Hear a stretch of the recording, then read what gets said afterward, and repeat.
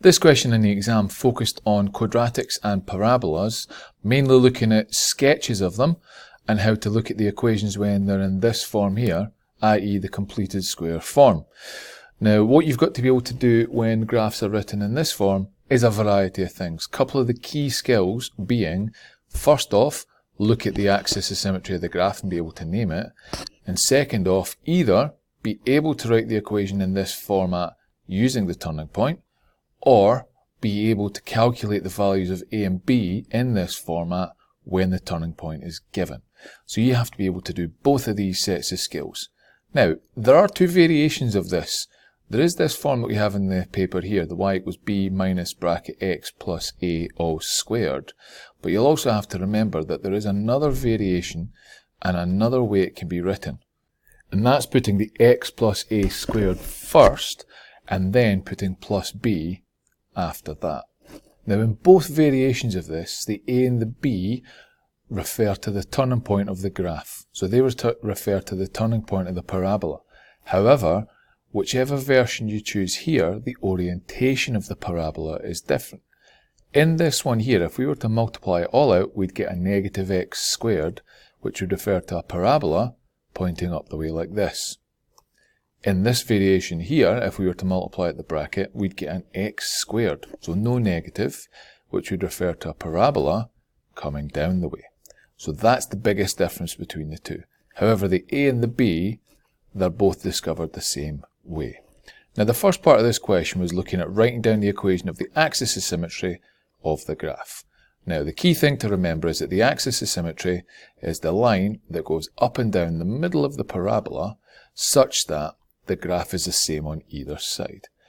And the equation of this line always follows the same format. It always follows the format of x equals and then a number. The reason being that every single x point on this for each of the coordinates is the same. And quite simply, you can just look at the turning point and take the x part of that. So my equation of my axis of symmetry for this graph is x equal to 4. Now, a key thing you need to make sure you remember and do is it wants an equation of an axis of symmetry. So quite simply writing down 4 would not gain you the marks. 4 is a constant, 4 is a number. It is not an equation. It has to be put in the form x equals 4. Now you've given an equation because you're linking an unknown to a number. That would get you the mark. Part B looks at stating the values of firstly a and secondly b from the equation here. Now, as I've said, a and b refer to the turning point of the graph. In each variation of this, you can actually read off the turning point of the parabola by simply looking at the a and the b.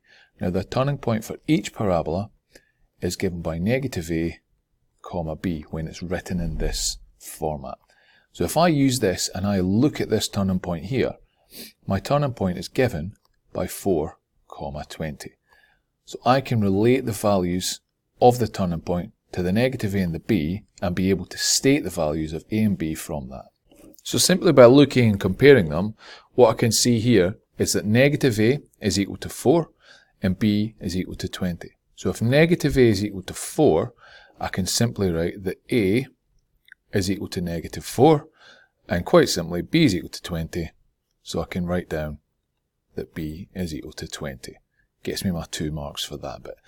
Now, in the mark scheme, it also states if I had taken this and written it in the right format with the numbers in, I could still have gained the mark. So if I'd written this in the form y equals 20, take away bracket x plus a, now a is minus 4, so it would then be x take away 4 squared, I'd still get the marks because what I've done is put the numbers in and I've implied that I know what a and b are based on that. So it could be read off and I can get the marks from there. Now, each part of that question, a, b1 and b2, they're all worth a single mark each, but it's key to being able to recognize the characteristics and the key parts of parabolas and quadratics. You need to know these bits of information and these skills such that you can gain those marks very quickly, very easily, and then move into the next set of questions.